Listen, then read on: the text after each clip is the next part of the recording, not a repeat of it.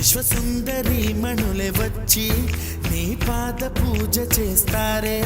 నా ప్రియ సఖియా ఇక భయమేలా నా మనసెరిగి నా తోడుగరావే